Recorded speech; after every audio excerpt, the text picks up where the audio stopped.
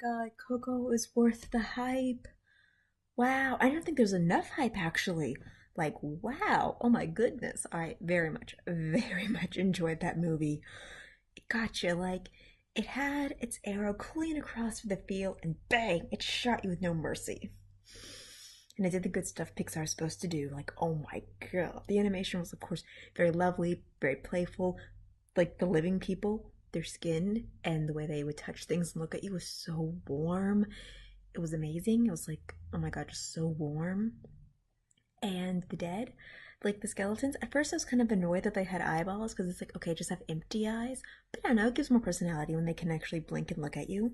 And that really does send a great message about this movie. I think some people are kind of hesitant to see it because when they see skeletons, they think of a silly Halloween movie, whereas, De los Muertos is more of just a warm holiday where you accept death with open arms because it's not the end.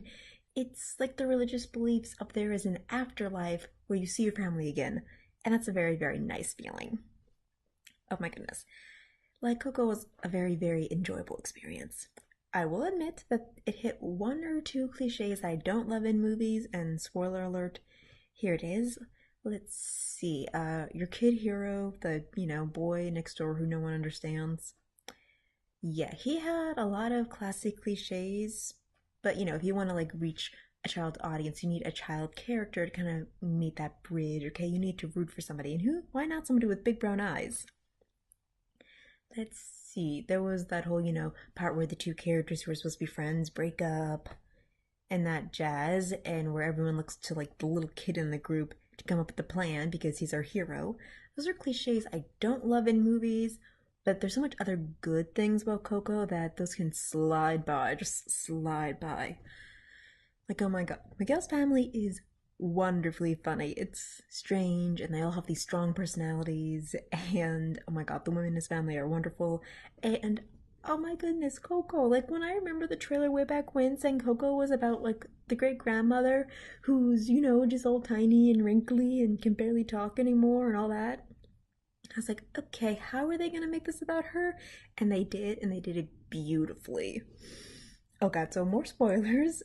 This is one of those when you meet your hero, you get disappointed things. Not just disappointed, you get devastated. Like, kind of changes history in a way. Kind of, oh my god. So, yeah, at first, here's the story.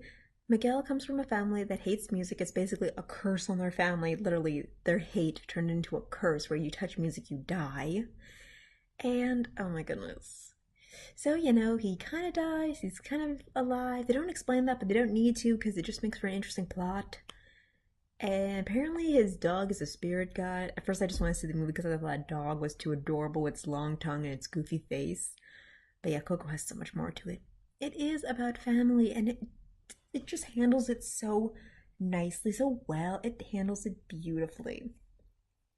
Like, ugh, at first I thought Hector was going to be that uncle, that nobody likes. Instead, he's, spoiler alert, the great grandfather, no, maybe the great great great grandfather that everyone hates. Because, he was that loser magician that ran up on the family, left Mama to, do everything. And she did. She took over. She made a great shoe business for her family. And there's the comparison. Shoes are a beautiful necessity. They help you in life. You always need shoes.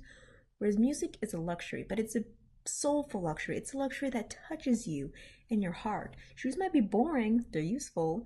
Music, while really, you don't need it, it can't make you rich and famous. It can if you're lucky, but it won't necessarily make you rich and famous.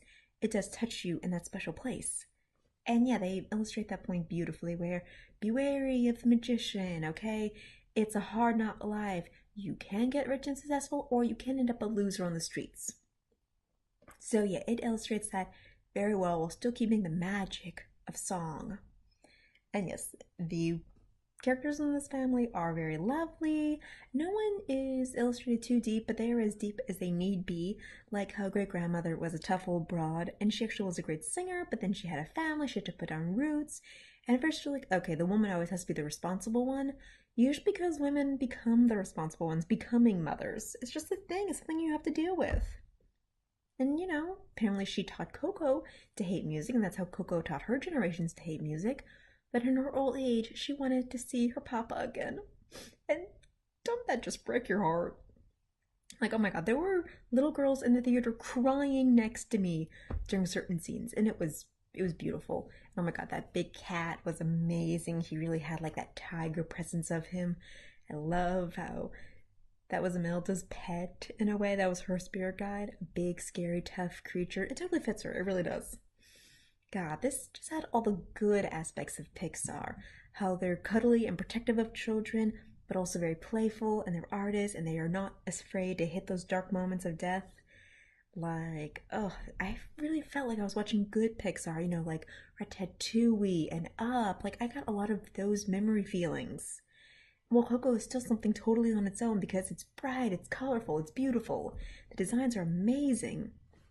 I will admit that I don't think that the movie is as cosplayable as The Book of Life was, and yes, I have to compare. They're the only two De los Muertos holiday movies ever, as far as I know, animated. Anyway, like De los Muertos, it's two god characters, like Xibalba and Los Muertos. They were two gods of death. They were the happy god of death and the sad god of death. And I really don't think they were explored enough, and that was a huge disappointment when I saw that movie. Whereas this one, it doesn't just talk about the gods, it talks about the people. It talks about the generations passed down over and over again. Like, I love at the end where Mama Coco, she finally passes and she's an old lady when she meets her father, but she's still his little girl, and that's just really sweet. And then there's a baby at the end of the movie. Miguel has a new little sister, and, it's implied that they name her Coco. They don't ever say that, but that's just kind of what I hope, that they name her great great great granddaughter Coco. Or Malta, she deserves it. But anyway, it's just sweet because now he's teaching his little sister to remember stuff. And it's just all really sweet, okay? It's just a really sweet movie. It does it the right way. It does the holiday thing correctly. So many other movies try to push it onto you, saying, okay, because it's a holiday movie, you have to get the warm fuzzies of it.